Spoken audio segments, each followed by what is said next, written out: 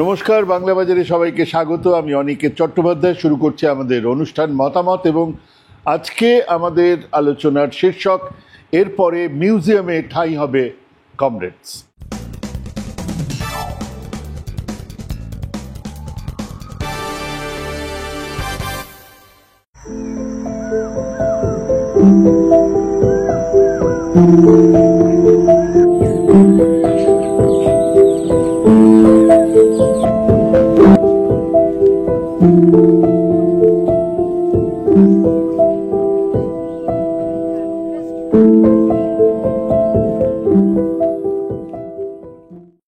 আমি চাই বা না চাই, আপনি চান বা না চান, এখনো যে কোনো অর্থেই সিপিআইএম এই দেশের বামপন্থার মুখ এবং মুখোশ। আপনি নাও মনে করতে পারেন ওটা বামপন্থা, ওটা বামপন্থী দল, কিন্তু বামপন্থার মুখ এবং মুখোশ ওই সিপিআইএম। এখন সিপিআইএম এর পরাজয়কে বামপন্থার পরাজয় বলেই মানুষ মনে করেন, সিপিআইএম এর শূন্য হয়ে যাওয়াটাকে মানুষ বামপন্থার হার বলে মনে করেন, সিপিআইএম এর ঘুরে দাঁড়ানোর চেষ্টা বা সেই চেষ্টার ব্যর্থতাকেও বামপন্থার ঘুরে দাঁড়ানোর চেষ্টা বা ব্যর্থতা বলেই মনে করেন। আর সেই সিপিআইএম একটা স্লোগান দারুণভাবে রপ্ত করেছে, হাম নেহি সুধরেঙ্গে, আমি বদলাবো না। যে ন্যানো কারখানার চরম ভুল এক সিদ্ধান্ত ওনাদের ঘটিমাটি বিক্রি করে দিয়েছে, খেয়াল করে দেখুন, ওনারা এমনকি 2024-এও সিঙ্গুরে সেই কারখানার কথা বলেই চলেছেন। একবারের জন্যও বলছেন না যে সেখান থেকে মাত্র 25 কিলোমিটার দূরে একটা বিশ্ব প্রসিদ্ধ গাড়ির কারখানা অ্যাম্বাসেডর, যাদের বিখ্যাত ব্র্যান্ড, সেই কারখানা বন্ধ হলো কেন। সেই কারখানাটাকে বাঁচানোর জন্য সিপিআইএম সরকার কি কি করেছিল, হিন্দ মোটরের শ্রমিকদের জিজ্ঞেস করলেই বলে দেবেন তারা কি কি করেছিলেন। তারা বদলাবেন না। গুজব আর মিথ্যে প্রচারের এক উৎস মুখ হয়ে উঠছেন তারা ধীরে ধীরে, কিন্তু তা দিয়ে যে আন্দোলন সম্ভব নয়, আজকের দিনে সেসব মিথ্যে যে কম মিনিটের মধ্যে ধরা পড়ে যাচ্ছে, তারা সেটা বুঝতে চাইবেন না। প্রতিটা বিষয়ে তারা সেই গুজব আর সেই মিথ্যের সাহায্য নিয়েই যাবেন। সত্যি বলতে কি, আপাতত সেই বামপন্থীদের এই দেশে মুখোমুখি লড়তে হয় কাদের সঙ্গে? কেরালাতে তারা আছেন লড়াই সোজাসুজি কংগ্রেসের সঙ্গে। সেই লড়াইকে তীব্র রূপ দেবার জন্য কেরালা সিপিএম নেতারা কংগ্রেসকে বিজেপির বি টিম বলে, প্রকাশ্যেই বলে। বাংলাতে কার সঙ্গে? ইনফ্যাক্ট কারোর সঙ্গেই নয়। কিছুদিন পরে নোটার সঙ্গে লড়াই থাকবে না। কিন্তু যদি ওনাদের প্রচারের দিকে তাকাই, তাহলে সাফ বোঝা যাবে যে ওনাদের লড়াইটা তৃণমূলের সঙ্গে। যে কোনো দিন গণশক্তি খুলে দেখে নিন, 70-75% রাজনৈতিক খবর তৃণমূলের বিরুদ্ধে।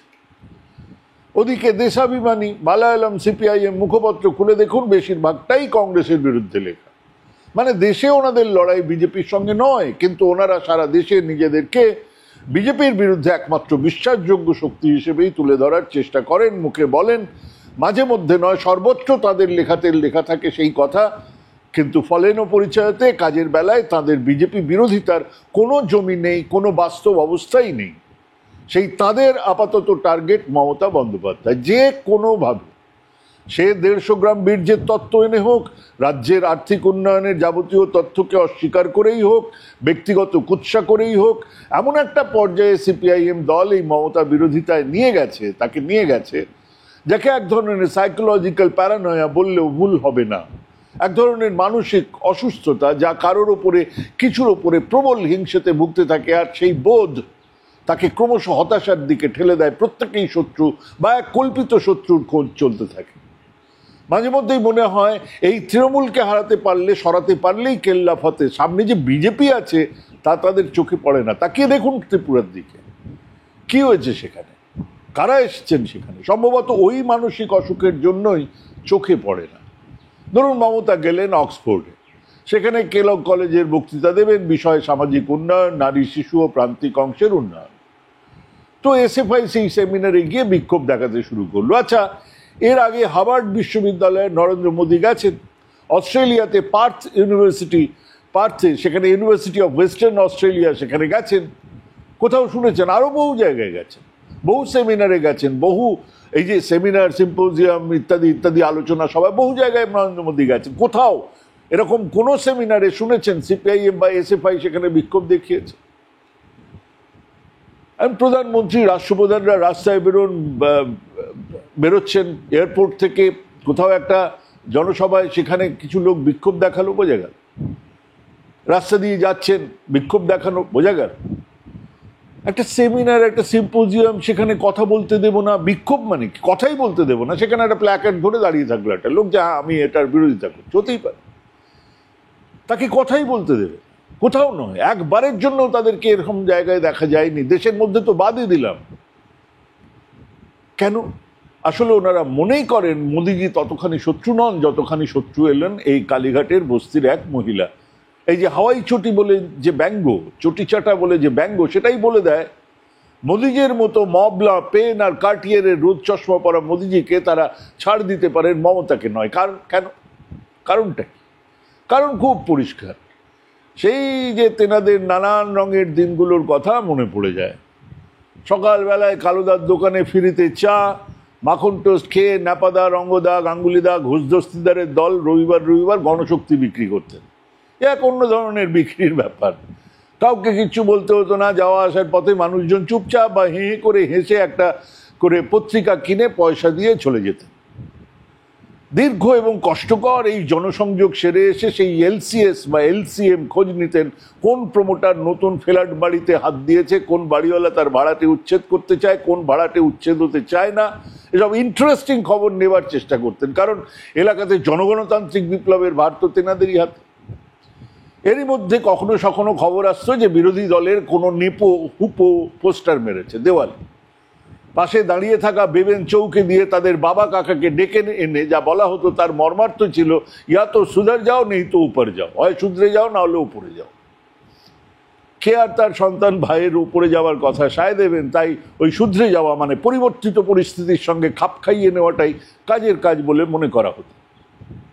ফ্যাক্টরি থেকে ইউনিয়নের নেতা পাঠিয়ে দিত সুবাসিত দার্জিলিং চা, বাজারের বিশু মাছলা দিয়ে যেত পাকা পোনা বা ভেটকির গাদা।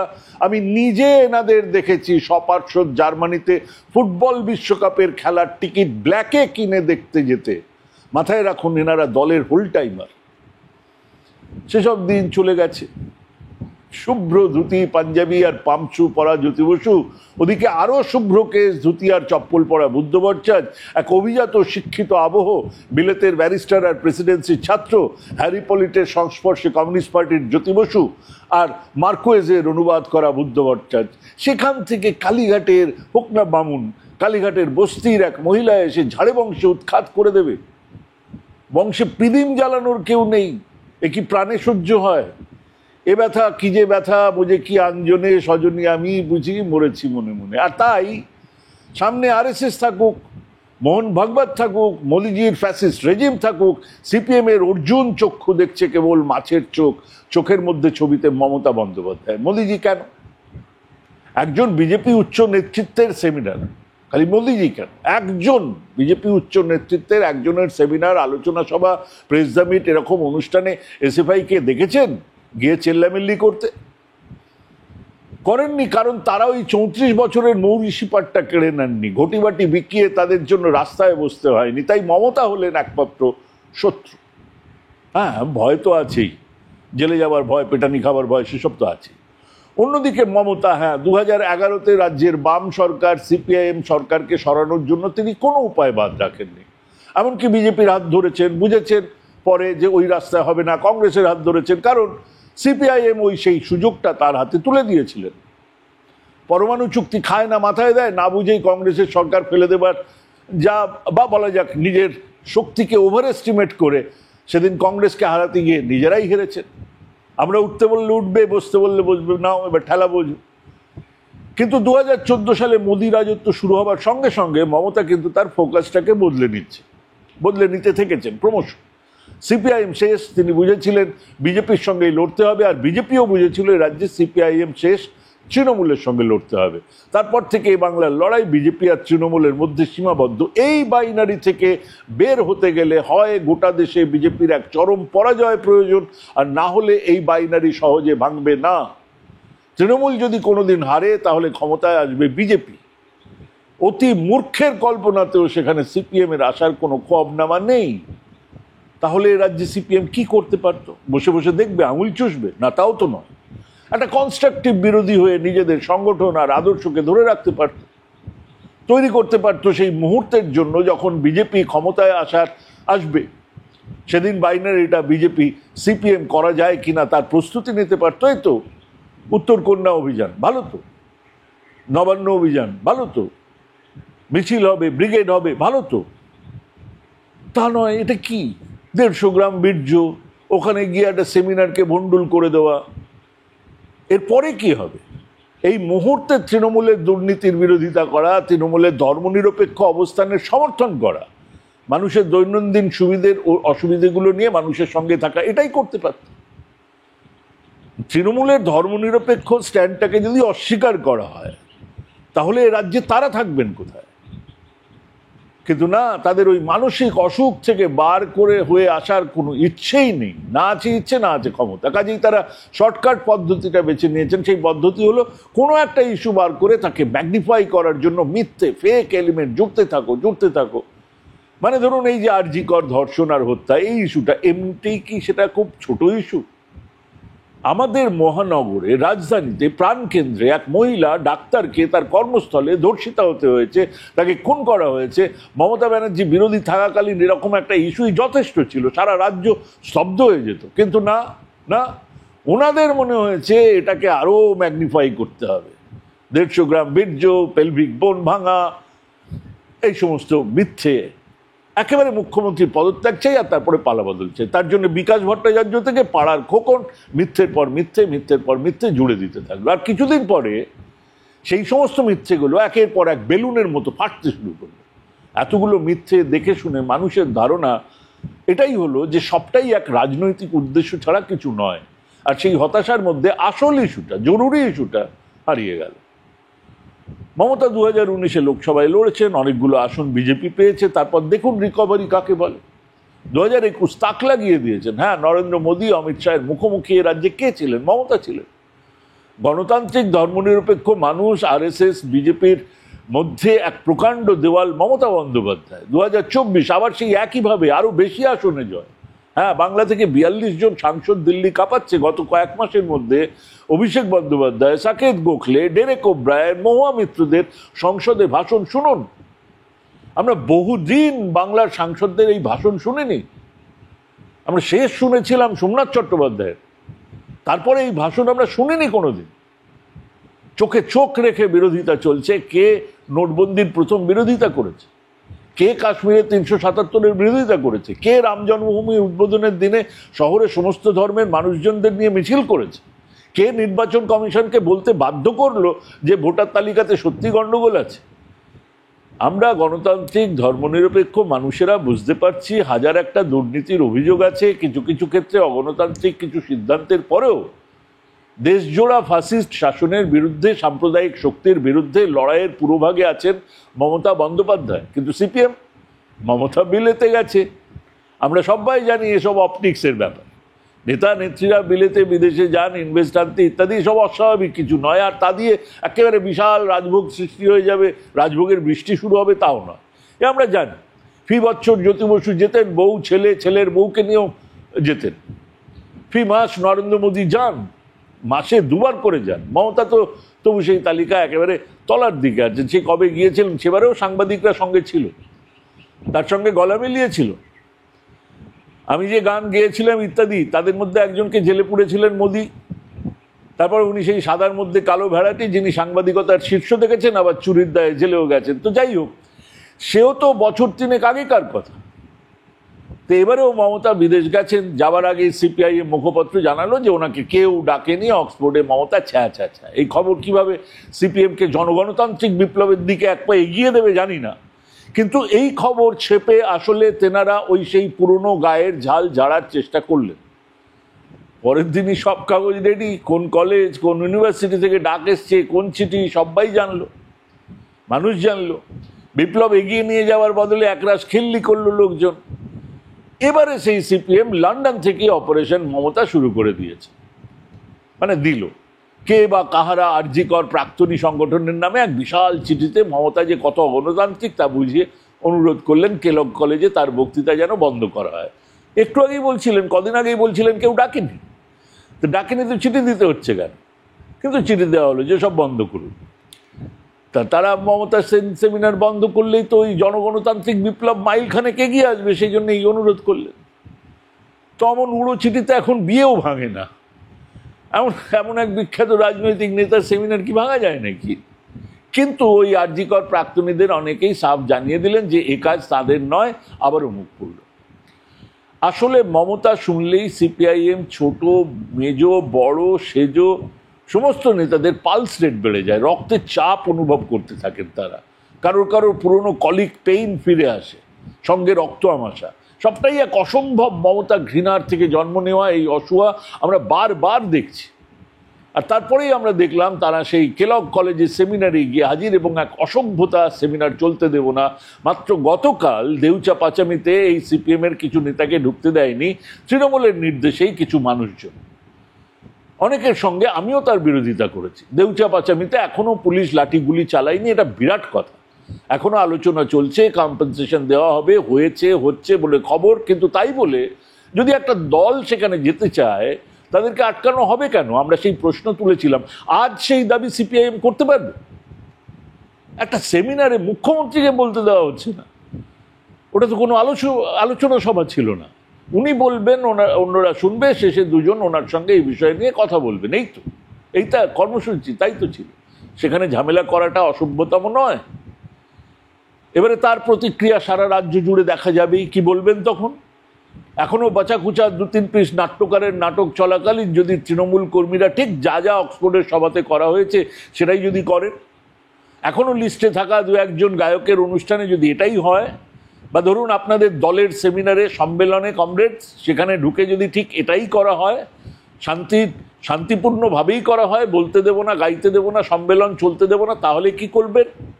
তখন কি বলবেন? মানবাধিকার কথা তুলবেন তো? সেই কান্না শোনানোর লোক পাবেন?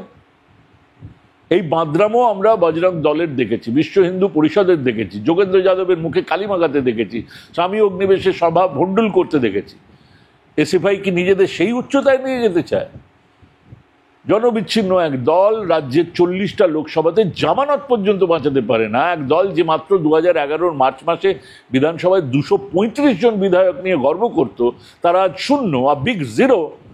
কিন্তু এই জনবিচ্ছিন্নতার কারণ না খুঁজে তারা কেবল মমতা বন্দ্যোপাধ্যায়কে তাদের শত্রু ধরে নিয়ে রাজনীতিটা করে যাচ্ছেন। এর ফলে আগের করা ভুল আর ভ্রান্তিগুলো তারা বুঝতেও পারছেন না, ঠিক করে নেওয়া তো দূরের কথা। এবং যতদিন যাচ্ছে তত আরো বেশি করে জনবিচ্ছিন্নতার সঙ্গে সঙ্গে পাল্লা দিয়ে হতাশাও বাড়ছে।